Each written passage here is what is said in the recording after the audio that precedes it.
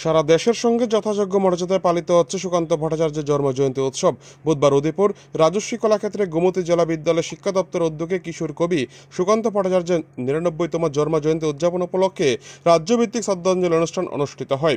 এই অনুষ্ঠানে ছোট্ট গাছে জল ঢেলে ও সুকান্ত ভট্টাচার্যের প্রতিকৃতিতে পুষ্পস্তবক দিয়ে শুভ সূচনা করেন বিধায়ক অভিষেক দেবরায়। এছাড়া আরও উপস্থিত ছিলেন বিধায়ক জিতেন্দ্র মজুমদার, সঞ্জয় মানিক ত্রিপুরা সরকারের বুনিয়াদী ও মাধ্যমিক শিক্ষা ও বিদ্যালয় শিক্ষা দপ্তরের আধিকারিক এনসি শর্মা, তথ্য ও সংস্কৃতি দপ্তরের সহ-অধিকর্তা মনোজ দেববর্মা, উদয়পুর পৌর পরিষদের পৌরপিতা শীতল চন্দ্র মজুমদার, অতিরিক্ত জেলা শাসক জয়ন্ত ভট্টাচার্য সহ আরও অনেকে।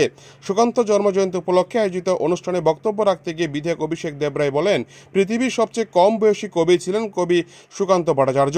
তিনি 1926 থেকে 1947 পর্যন্ত, অর্থাৎ মাত্র 21 বছর তিনি জীবিত ছিলেন।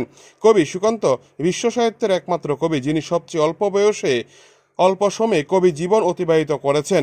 সমাজের সাধারণ মানুষের দুঃখ দুর্দশা চিত্র তুলে ধরেছেন। তিনি অত্যন্ত গরিব ঘরে জন্ম নিয়েছিলেন। দরিদ্রতার কষাঘাতে সুকান্তের পরিবার বিপর্যস্ত ছিল। ছাত্র জীবন থেকেই কবি সুকান্ত সৃজনশীল কাজের সঙ্গে যুক্ত ছিলেন। রাজ্যের অন্যান্য স্থানেও কবি সুকান্ত ভট্টাচার্যের জন্মজয়ন্তী নানা অনুষ্ঠানের মধ্য দিয়ে পালিত হয়েছে। এই অনুষ্ঠানে ব্যাপক সংখ্যক ছাত্রছাত্রীর উপস্থিতি পরিলক্ষিত হয় এদিন।